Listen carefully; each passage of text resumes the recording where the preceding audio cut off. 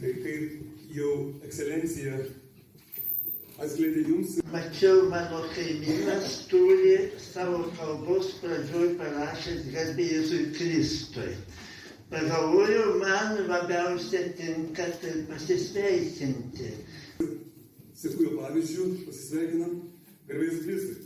Teks pasakyti pirmą kartą žodžius, kurie jau 200 metų turbūt reikia Lietuvai, kurių jai taip reikia ir jie yra turbūt svarbiausi, nes tai yra vienintelė programa, kuri gali išgelbėti ne tik Lietuvą, bet ir Europą, kuri dabar, kaip čia ekscelencija paminėjo, sakoma, miršta, bet mes turime vienintelę programą, kuri gali atkurti mūsų buvusią šlovę ir galybę. Ta programa telpa į 3 paprastus žodžius. Atkurkime katalikišką valstybę. Tai yra šūkis, kurį mes daugybę kartų nešėme tautos maršuose, laisvės dienų, kurį nešėme protestuose prieš iškirpimus provokuojančius paradus, prie Vilniaus katedros ir Kaune, jaunimo stovyklose ir kitur. Šis programa šimtmečiams tautai turi tapti šūkiu ir jinai vienintelė mūsų galės apginti nuo tos mirties, dvasinės ir net fizinės, kuri gresia mums visai Europai, visai katalikiškai civilizacijai. Nes tik tada Dievas duos realią, galingą pagalbą atsispirti toms blogio jėgoms, kurios žygiuoja tiek iš rytų su komunizmo vėliavomis ant tankų, tiek iš vakarų su vaivorykštinėmis vėliavomis, kurios propaguoja iškreipimus, kurie šaukėsi dangaus keršto. Lietuvos teisynuose ir Šventosios Romos imperijos Justinianų kodekse, geriausias kodeksas, buvo numatyta mirties bausmė už tokią sodomijos nuodėmę juolab propagavimą. Tai yra tas šūkis atkurkime katalikišką valstybę, mes jį nešdavome ant plakatų su Kristumi karaliumi, dideli plakatai, visų tautų karalius ir Lietuvos karalius, aišku. Taip pat ten buvo Vytautas Didysis, mūsų galybės ir mūsų katalikiškos santvarkos kūrėjas ant plakatų. Ir Lietuvos karalienė oficialiai paskelbta Dievo motina, trakų Dievo motina. Būkime drąsūs. To mus moko pats Dievas ir to moko jo įkurta vienintelė visai žmonijai gelbėti įsteigta bažnyčia. Mes turėjome katalikišką valstybę 400 metų, nuo krikšto iki pat jos antrųjų, trečiųjų padalinimų. Jie sukūrė Vytautas, padėjo pamatus. Kristus sako, man duota visa valdžia, danguje ir žemėje, taip pat ir žemėje. Pijus XI popiežius prieš 100 metų, lygiai prieš 100 metų, mokė enciklikoje Quas Primas. Valstybės šios Kristaus karaliaus šventės minėjimas, atnaujinamas kiekvienais metais, pamokys, kad tiek privatus asmenys, tiek valdininkai ir valstybių vadovai įpareigoti viešai garbinti Kristų, bei jam paklusti, įpareigoti.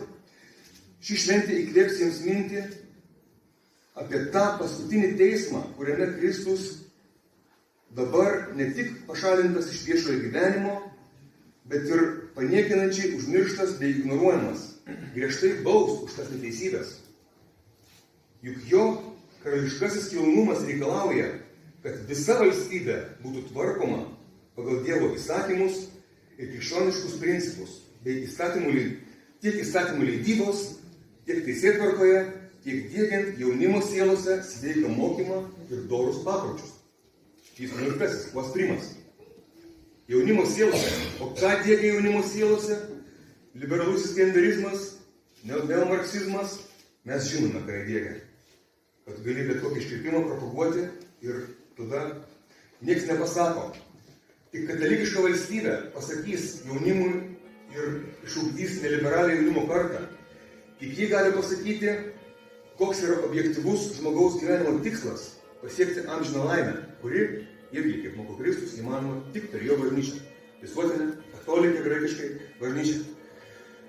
Tokia karta žinos, kad reikia ir savo vaikus mokyti taip. Tokia karta žinos, kad reikia gimdyti daug vaikų, nes Dievas laimina tas šeimas, kurios atvirai priima kiekvieną naują gyvybę ir baudžia už tai, kas bando sustabdyti gyvybę.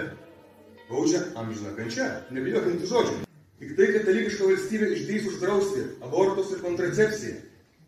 Popiežius dar mokė Paulius VI apie humanę lytę, apie žmogaus gyvybę, negalime jos stabdyti. Tik tai katalikiška valstybė sustabdys migrantų srautus ir išdrįs reguliuoti juos, pavyzdžiui, tuos, kurie yra grėsmingi mūsų civilizacijai, pavyzdžiui, islamo kriterijus negalima įvažiuoti islamo migrantų. Negalima ir tiek. Tik jinai išdrįs. Tik jinai išdrįs juos išsiųsti atgal į jų tėvynę, kad jie galėtų kurti savo islamišką tėvynę, bet ne mūsų kultūros kodą griauti, nereikalauti kaip vakaruose mokyklose teisių arba pašalinti simbolius katalikiškus iš mokyklų, kurie pas mus seniai pašalinti, arba žudyti žmonės, arba viešai melstis aikštėse, ką jie daro, jau net ne mečetėse. Tai yra griaunama Europą mirtinai. Tik katalikiška valstybė išdrįs tai uždrausti, kaip normali valstybė ir turi daryti. Tik katalikiška valstybė gali paskatinti kovoti už Europą, už katalikišką civilizaciją, ko dabar nežinot europiečių, už ką mes kariaujame, kodėl mes kovojame. Nes Lietuvos armijoje, ir Vytauto ir vėliau, buvo katalikiški simboliai, katalikiška idėjinė motyvacija, mes kariavom už Kristų karalių, viskas aišku. Jaunimui aišku, tėvams aišku, visiems yra aišku, kas ką daro ir kas veda mus į tikslą, objektyvų gyvenimo tikslą, amžiną laimę. Kitaip nesiskirsime šitoms mirties jėgoms. Todėl kviečiame vienytis, visus vienytis ir pažiūrėti tas ambicijas, kaip ekscelencija minėjo ir kiti, paminti ambicijas, vienytis į platų frontą, atkurti katalikišką valstybę.